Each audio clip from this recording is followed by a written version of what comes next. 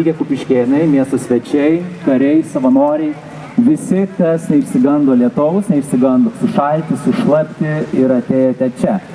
Jeigu dabar dairotės ir ieškot manęs, tai aš esu čia scenoje. Čia, matot? Mane tikriausiai. Esu ekrane ar nesu ekrane? Nesu dar. Esat, labai gerai, labai gerai. Taigi, mėlėjai, žinot, šiandien mes susitinkome atšvęsti ir paminėti ypatingą dieną. Tai yra kariuomenės ir visuomenės vienybės diena. Paplokime, mėlėjai. Šiandien susirinkome ne tik pasidžiaugti šią reikšmingą šventę, bet ir paminėti ypatingą sukaktį. Šiemet Kupiškio kareivinėms sukanka 90 metų. Paplokime, mėlėjai. Tai ne tik pasako ir vietos istorija, tai mūsų karių, bendruomenės ir valstybės istorija, kurioje telpa ir pasididžiavimas, ir ištikimybė, ir tarnystė tėvynei. Ši diena tai galimybė pamatyti Lietuvos kariuomenę iš arčiau, susipažinti su jo žmonėmis, technika ir misija. Tai metas, kai kariuomenė išeina į miesto aikštę ne su ginklu, o su žinia. Mes esame kartu. Linkiu visiems smagios ir įkvepiančios dienos, nesušalkit, mėlėjai.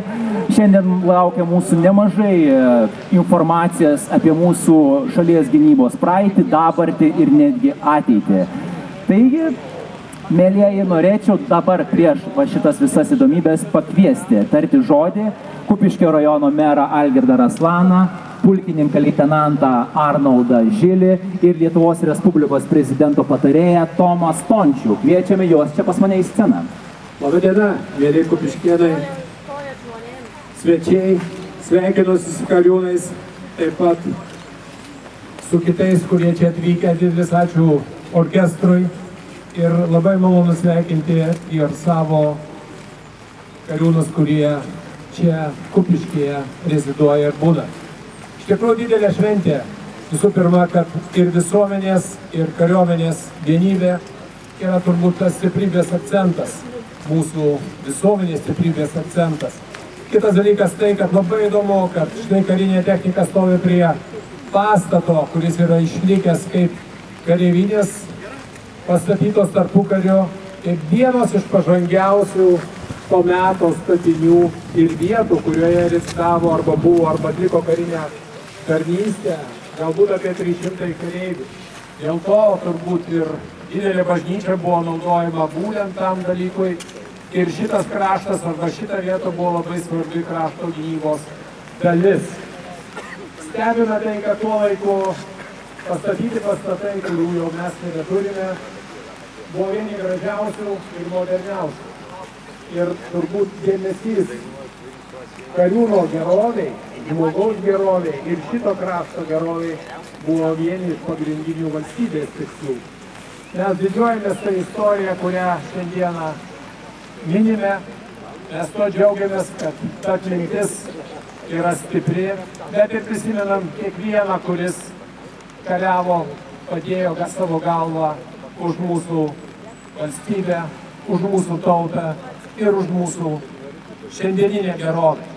Tad dar kartą visus sveikiname su ta vienybės diena, galvodami, kad kiekvienas galime kažkiek prisidėti prie mūsų gynybos ir galvojam apie tai, kad tikrai esame pasirengę dirbti kartu su kariuomenė, jos labui ir mūsų visų saugumui. Su švente. Tai šiandien atstovauju Karaliaus Mindaugo husarų batalioną. Esame įpareigoti tęsti 4-ojo Lietuvos Karaliaus Mindaugo pulko istorinę, tradicinę ir atmintį pulko, kuris 1919 metais vienas iš pirmųjų stojo į kovą prieš bolševikus, vėliau bermontininkus ir būtent ginklu sukūrė tokią valstybę, kokią turime šiandieną. Na ir po nepriklausomybės kovų dalis 4 pulko dalinių buvo dislokuoti būtent čia. Vienas iš jų buvo pėstininkų ir kitas artilerijos baterija. Tai būtent su tuo susiję mes šiandieną ir atgabenome dalį pėstininkų technikos ir kadangi artilerijos dėja neturim, netiesioginės ugnies, minosvaidžių technikos būtent jums pasižiūrėti. O kadangi puikiai proga pasveikinti su ta istorinė atmintim ir tuo, kad tai yra padarytas didžiulis darbas išsaugant šitas kareivines. Norėčiau pakviesti bibliotekos direktorių Algirdą pas mane. Šiokia tokia maža dovanėlė nuo Husarų bataliono. Ačiū už tai, ką darot ir išsaugot 4 pulko atmintį. Ačiū Jums labai. Pažvelgime tai.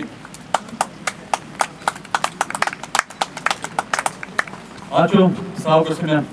Sveiki visi susirinkę, gerbiamas merė, kariuomenės atstovai, Šaulių sąjungos atstovai, garbūs kupiškiečiai. Iš tikrųjų norėčiau pirmiausia perduoti didelius linkėjimus ir sveikinimus nuo Lietuvos Respublikos prezidento, kuris yra šiuo metu išvykę, bet visoje Lietuvoje iš tikrųjų vykstantis minėjimai ir šventės, man tik dar kartą parodo, ar ne, kiek yra svarbus mums ryšys tarp kariuomenės ir visuomenės, jis visą laiką buvo.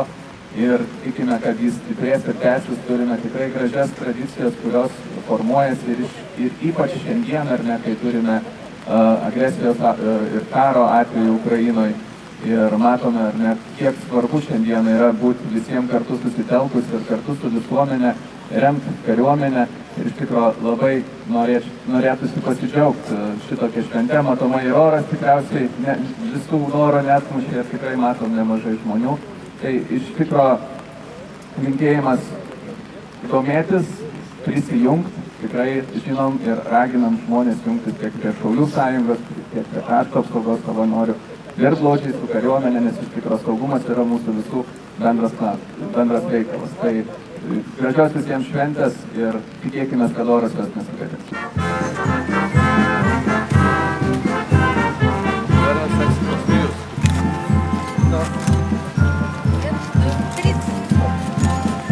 Taip, bravo, paplojam, mėlyje, paplojam. Todėl šis terminas primena ne tik praeitį, bet įkvepia ateičiai. Išlikti kiekvienas ištikimiems ir vieningiems kariai, dar kartą jūsų plojimai.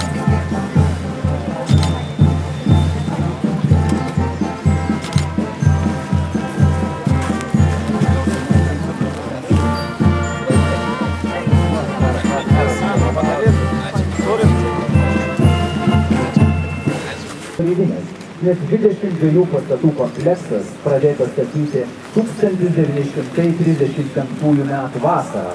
Todėl šios atmintinos datos paminėjimui ir gražios prieškario tradicijos remti kariuomenės ir valstybės vienybės dieną mes čia ir susirinkome. Paplokime, mielieji.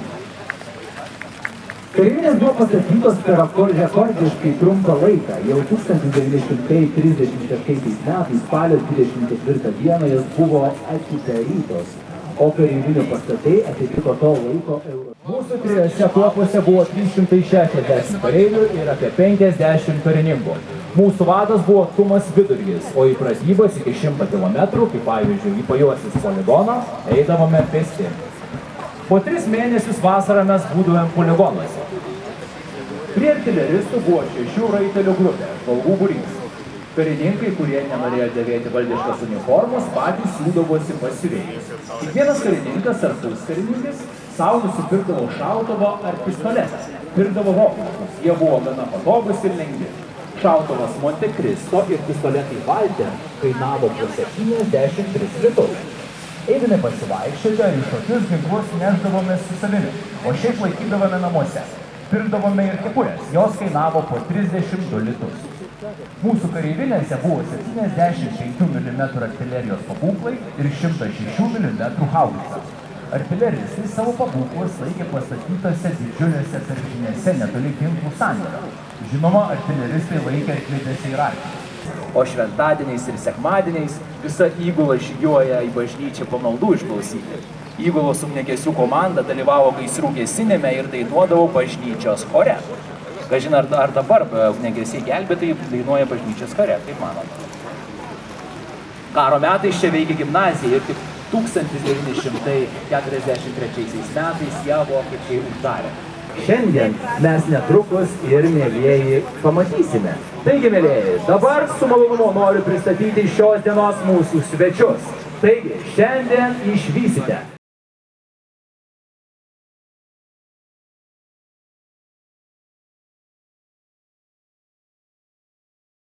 Alfonso Smetonos šaulių 5-osios rinktinės karius, kurie pristatys kovinius dronus ir išlikimo krepšio turinį. Paplojam ir jiems.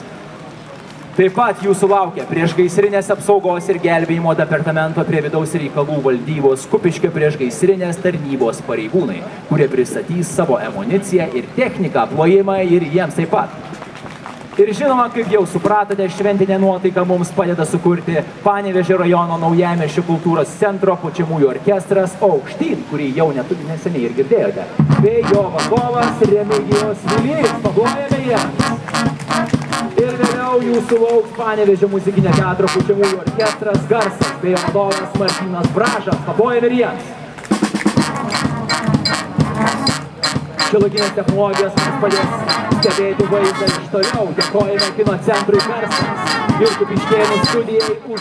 Pristato jums vieną iš mūsų projektų 1996 metų kulkosvaidžio komanda. Be abejo, svarbiausias asmuo visame šioje grupėje tai yra kulkosvaidininkas arba, kaip statute vadinosi, taikytojas. Antras yra taikytojo padėjėjas ir karys šovinių tiekėjas. Paprastai komandoje būdavo iki 6 karių šovinių tiekėjų.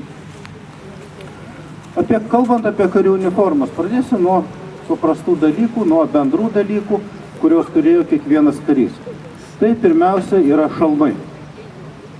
Šalmas yra vokiško modelio 1918 metų modelio, pakankamai tvirtas, efektyvus ir netgi, sakyčiau, savotiškai gražus. Kariai vilki palaidinės, kaip matote, ir medvilninės palaidinės. Jos lydėjo Lietuvos kariuomenę praktiškai visą laiką nuo pat nepriklausomos Lietuvos kariuomenės susikūrimo. Buvo įvairių pakeitimų, kaitaliojosi šiek tiek modeliai, kaitaliojosi šiek tiek antsiuvai, venzeliai, bet iš esmės pati uniforma išliko nepakitusi. Ant karių kariai ant pečių turi kuprinės. Kariuomenėse tokio modelio kuprinės pradėjo atsiradinėti dar 17 amžiaus pabaigoje. Kuprinėje buvo laikomi įvairūs daiktai, kurie reikalingi kareivio buičiai. Pirmiausia, tai yra atsarginis apatinių rūbų kompleksas. Rankšluostis, muilas, dantų šepetukas, dantų valymo milteliai arba pasta. Įvairūs dalykai, sausas maisto davinys, kareivio asmeniniai daiktai, kokios nors ten netgi ir maldaknygė ar dar kažkas buvo nešiojama kuprinėje. Ant kuprinės yra prisegti katiliukai, vėlgi Pirmo pasaulinio karo metų vokiško modelio katiliukai. Katiliukuose, kaip taisyklė, buvo nešiojamas toks pakankamai universalus įrankis, sulenkiamas šaukštas šakutė, tiesiog jums rodo vėlesnio modelio dalyką. Tiesiog tam, kad galėtų kareivis normaliai, pakankamai, kaip pasakyti, civilizuotai valgyti šaukštą arba šakutę, o ne tik šaukštą, kaip kai kuriuose kaimininių šalių kariuomenė. Ant kuprinės taip pat yra prisegta milinė, kaip matot, pasagos formos sulenkimu prisegta. Taip pat ant diržo gerai matosi gertuvės, vėlgi įvairiausių modelių. Įvairių šalių kariuomenės naudoja praktiškai beveik labai panašias gertuvės, todėl ir čia matot praktiškai įvairius variantus. Vienas gertuvės yra užsukamos kamšteliais, kitos yra užkemšamos medžio kamšteliu. Puodelis, kuris priklausydavo prie gertuvės, paprastai būdavo nešiojamas duonmaišyje. Taigi ant karių yra duonmaišė. Jis tai tik vadinasi duonmaišiu, nes šiaip labiau maisto produktai visgi nešiojami kuprinėje, toks jau sugalvotas pavadinimas. Duonmaišyje pirmiausia tai yra pirmosios pagalbos dalykai. Tai yra bintai, dezinfekciniai milteliai, jeigu kartais priešas panaudotų cheminį ginklą. Šaulys, taikytojas. Pirmiausia, pas jį, kaip matot, irgi yra kulkosvaidis. Kulkosvaidis dedamas į tuo metu statute vadino makštį, dabar mes vadinam dėklu. Ir tas dėklas naudojamas buvo tik žygio metu. Taip kaip ir čia jau girdėjot, kalbama buvo, kad, sakysim, kariai į žygį eidavo, į vasaros stovyklą eidavo pirsti apie 100 kilometrų. Be abejo, asfalto nebuvo, eina dulkėtų keliu. Ginklas pridulka, jį reikia pastoviai valyti. Gulim.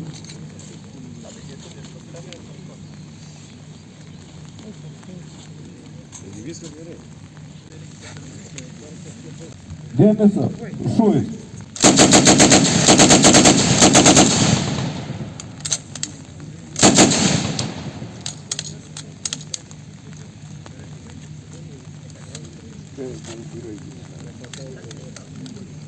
Sekanti šaudymo padėtis, šaudymas stovi.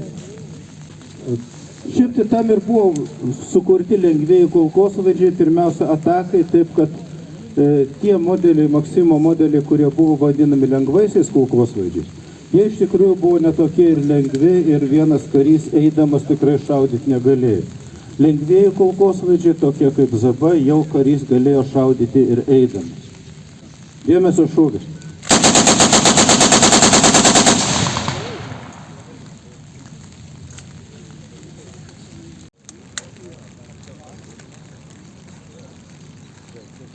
Dėmesio šūvis.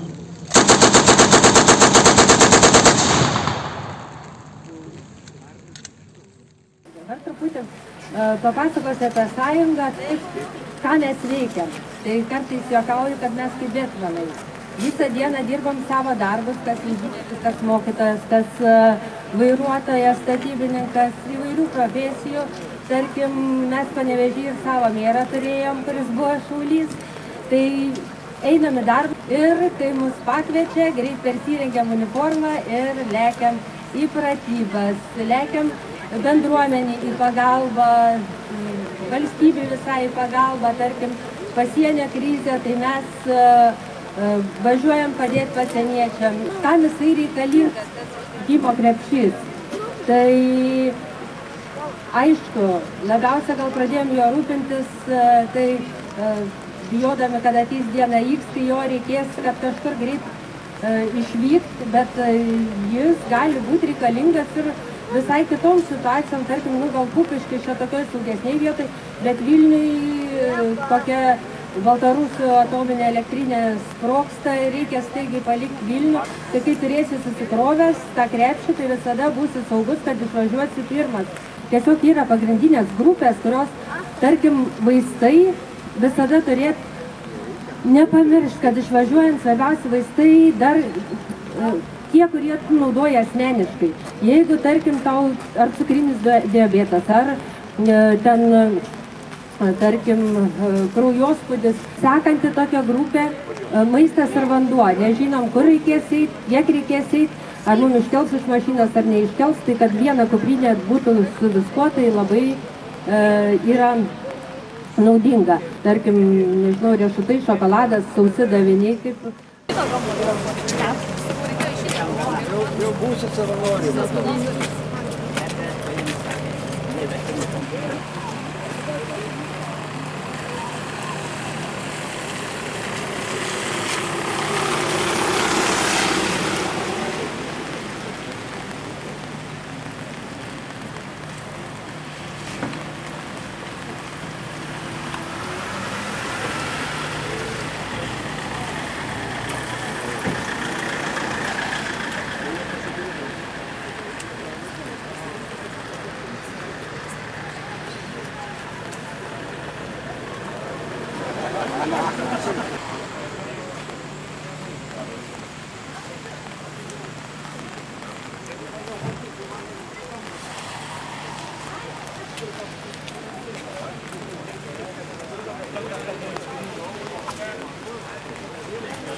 Tas pagrindinis toks dalykas, kad mes galim būti dūmuose, o toliau mūsų įranga.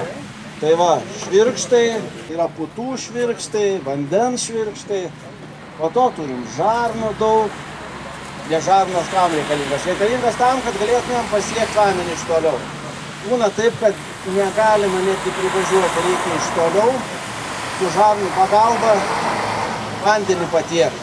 Dujų ištraukimo ventiliatorius, jeigu būna uždūminta patalpa labai, jis yra benzininis, užkuriam ir yra toksai vamzdis dar, uždedam jį iš vidaus, iš patalpos, ištraukiam dūmus, kad būtų kuo mažiau dūmų, kad viskas labiau matytus. Turim mes gelbėjimo įrangą, čia yra plėstuvai, čia daugiau yra autoįvykiai. Kai nuvažiuojam, būna prispaustų žmonių, tai va plėstuvo pagalba. Plėstuvai yra žirklės, cilindrai, čia va yra žarnas, mes pasijungiam, tai su jais dirbam autoįvykį. Šiaip yra ganėtinai, sakykime, sudėtingas darbas, žinot, metalas būna sustumtas, reikia jį išimti. Ir ką dar mes turim? Dar turim va diskinę pjūklą, kur reikia, sakykime, atidaryti duris, jeigu nėra savininko namuose. Žinot, pagalba šaukia, visko būna, visko ir pasitaiko. Tokią įrangą ir turim. Yra va pjūklas, reikia špjauti. Ta prasme, turim motopompą, jeigu kas, o, pavyzdžiui, būna ar sugedo, neduok dievė mašina, ar dar kažkas, tai turim kaip rezervą tokį, galim užsikurti, užsimaitinti švirkštą ir paduoti vandenį. O čia daugiau yra ta jau pačios mašinos įranga. Yra, va, turim tokį va putų švirkštą. Mūsų toksai kaip ir... Čia va yra toksai putų švirkštas su muilo kapsulė. Kai viduj yra muilo kapsulė ir prateka vanduo. Vanduo pratekėdamas plauna tą muilo kapsulę, tai jinai su vandeniu, tas muiluotas vanduo, patenka ant tos vietos, kur nori. Pavyzdžiui, kaip mediniai pastatui, tai yra didelė paspirtis, nes prikimba vanduo ir muilas prie medžio ir nepaduoda deguonies. O kai deguonies nepaduoda, nevyksta degimas. Technika ganėtinai nauja. Ir žmonėms gelbėti, jeigu skęsta. Taip, čia plūdaras. Nenaram. Nu kaip mes nenarai esam, bet gelbėjom virš vandens. Turim valtį. Jeigu kas važiuojam ir žmonių gelbėjom. Tai va, seneliai. Gerai, ačiū Jums labai, paplojam jiems. Norėtume padėkoti visiems dalyviams, organizatoriams ir svečiams už tai, kad šiandien buvote kartu. Tegul ši diena primena, kad stipri kariuomenė ir stipri visuomenė tai viena komanda. O kokia komanda be vadovo? Tai norėčiau pakviesti, kuris jau čia, tarti žodį Kupiškio rajono savivaldybės viešosios bibliotekos vadovą Algirdą Venskų. Paplokite jam, mielieji. Tai kągi, ačiū visiems pirmiausia, kad buvote čia kartu su mumis, kad domėjotės ne tik tai kareivinių istorinę karybą, bet šiuolaikinę karinę techniką, gelbėjimo techniką ir tai žmonėmis, kurie pasiryžę ginti mus, ginti save, ginti savo kraštą. Ir kaip niekada dabar svarbu apie tai galvoti. Ir ne tik galvoti, bet ir veikti. Bet šiandien mes dėkosime mūsų šventės dalyviams. Iš tiesų, ko gero, patys tolimiausi mūsų svečiai, kurie pristatė mums prieškario karybą, ginkluotę, aprangą. Istorinės karybos klubas Grenadierius. Atminimo jums apie dalyvavimą čia. Mūsų padėkos raštas ir padėka. Pėstininkų brigados, Geležinis vilkas, Karaliaus Mindaugo husarų batalionas. Pilnai kapuoti ir jums padėka dar kartą.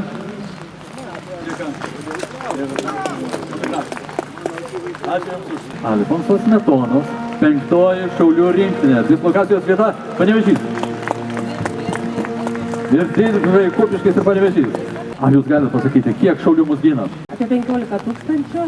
bet labai vylėmės, kad daugės ir bus kaip 19 metais, ten iki 400 buvo 80 000. Nuostabu. Taigi padėka jums. Ačiū, kad buvote kartu su mumis.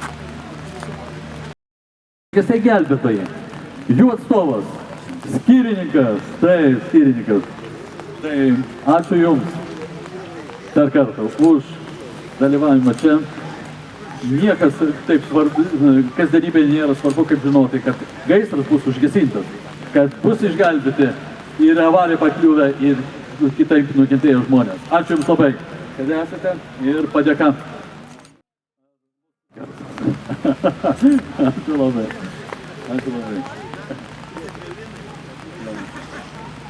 Tai kągi, tikrai, Kupiškio komunalininkas labai pasirūpino, kad šitas skveras būtų gražus, kad aplinka būtų sutvarkyta. Ir tikrai turėjo daug rūpesčių ir išlaidų nemažai. Mes jiems labai dėkingi, bet atiduosim tokius vėliau. Ir Kupiškio vandenims. Jūs žinot, tas generatorius, kuris taip puikiai teikia mums energiją, yra Kupiškio vandenų. Puiku, kad jie kartu su mumis, kaip ir mūsų kultūros centras, kuris taip pat mums ir inventorių skolina ir pasirūpino, kad palapinių užtektų. Sporto centrui reikėtų padėkoti taip pat. Jie taip pat labai pasistengė, kad mums inventoriaus pavyktų turėti tiek, kiek reikia. Panevėžio muzikinio teatro orkestrui Garsas ir jo vadovui Martynui Bražui avansų padėką. Ačiū jums.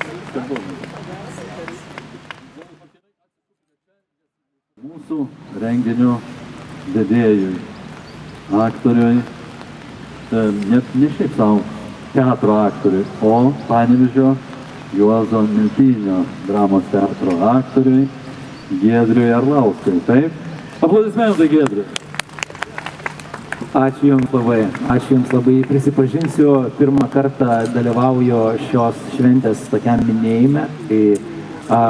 Tikrai atsirado daug naujų minčių ir tikrai ši diena man įgavo tokią kitokią prasme mano dabar mintise ir suprantu, kiek yra svarbu gynyba ir žmonės, kurie mus saugotų, jeigu atsitiktų ta, taip vadinama, diena X.